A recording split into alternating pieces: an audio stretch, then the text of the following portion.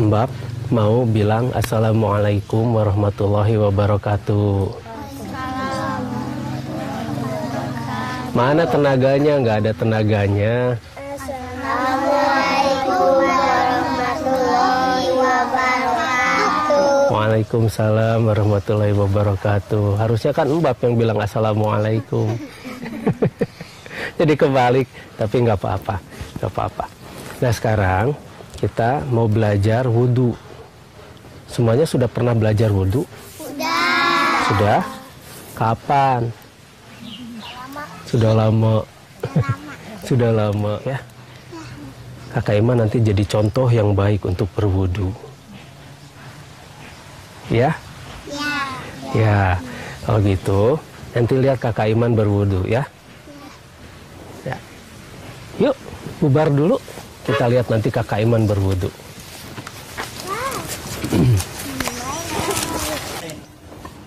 Nah sekarang mulut man. Kita akan mensucikan mulut kita. Yuk mulai.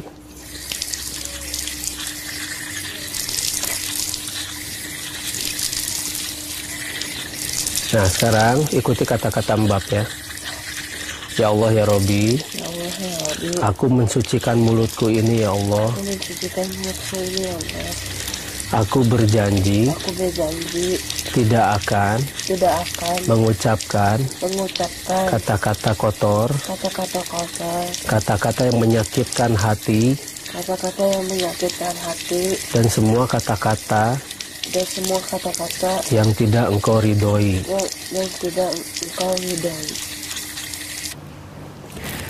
Nah, kemarin kita membahas mengenai bagaimana mensucikan telapak tangan dan tangan. Belum ke lengan, belum. Tapi baru telapak tangan yang kita pergunakan untuk hal-hal yang baik saja. Nah, sekarang kita mulai ke tahap kedua, mulut. Mulut. Nah, ketika kita berkumur, kita jarang sekali memberi contoh pada anak kita untuk mensucikan mulut kita. Jadi fungsi dari taharah atau bersuci itu sendiri, mulut kita itu kita fungsikan sebagai mulut yang diridhoi oleh Allah Subhanahu wa Ta'ala.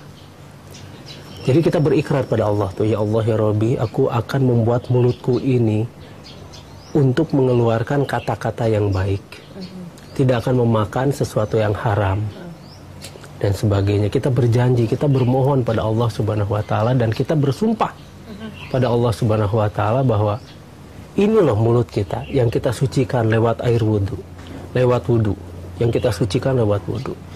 Di sana kita akan membuat mulut kita hanya benar-benar melakukan hal-hal yang Allah Subhanahu wa Ta'ala ridhoi. Nah, ketika kita mengucapkan hal-hal baik, itulah yang dikehendaki oleh Allah.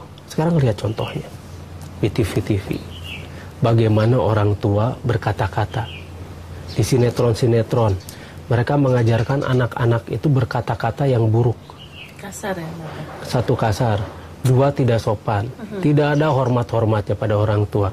Anak-anak kecil pun mereka mengatakan kalimat-kalimat atau kata-kata yang tidak ada hormatnya pada orang tua. Di agama kata ah aja udah nggak boleh ya, Mbak? Ini pada udah... ibu.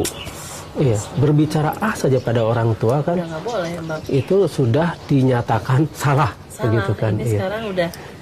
Ini sudah bukan ah lagi, sudah mengata-ngatai. Iya, itu segala macam kata-kata yang seharusnya tidak pantas diucapkan oleh seorang anak.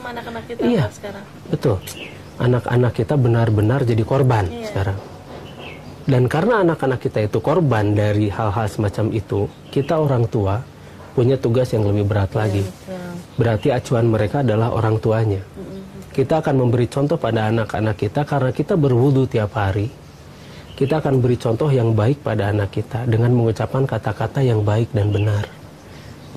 Ketika kita mengucapkan kata-kata yang baik dan kita tidak membicarakan keburukan orang lain, kita tidak menjelek-jelekan orang lain, ah dia mah begini, ah si itu mah begitu. Nah, anak akan tertular oleh sikap kita. Jadi dari kitanya sendiri yang harus berubah. Karena kita sudah berikrar pada Allah. Ya Allah, aku akan menggunakan mulutku ini hanya untuk mengucapkan kata-kata yang Engkau ridhoi. Itu makna dari toharoh ketika kita menyucikan mulut kita. Dan kita juga harus menjaga mulut kita dari bahan-bahan atau makanan-makanan yang haram. Contohnya, makanan-makanan yang mengandung babi. Iya, betul. Makanan-makanan yang tidak disembelih dengan nama Allah. Dan makanan-makanan beracun. Kita harus tahu makanan-makanan yang mengandung racun itu sekarang, zaman sekarang. Banyak. Makanan-makanan ini luar biasa racunnya. Terutama dari pengawet. Betul. Pengawet-pengawet makanan ini yang berbahaya, dan kemudian ada lagi pestisida. Nah, dengan mensucikan mulut kita, kita harus mensensitifkan mulut kita itu pada hal-hal semacam begitu. Kita harus waspada apa yang masuk ke dalam mulut kita. Dan jangan sampai nanti anak-anak kita juga diberi makan sesuatu dari hasil yang haram. Contohnya begini, kita sedikit saja memarkup proyek, misalnya ya, kita memarkup proyek saja, sedangkan itu proyek milik pemerintah. Sedangkan ini tempatnya itu milik rakyat, menggunakan dana-dana dari rakyat. Kita markup dari anggaran misalnya 10, kita bikin 20.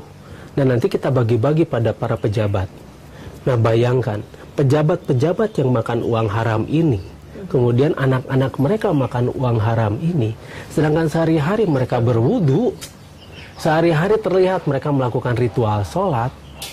Nah, jelas bahwa mereka tidak pernah mengerti makna dari berwudu itu sendiri.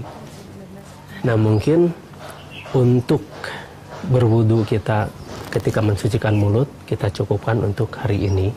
Besok kita akan membahas mengenai bagaimana hidung kita disucikan dengan air wudu itu.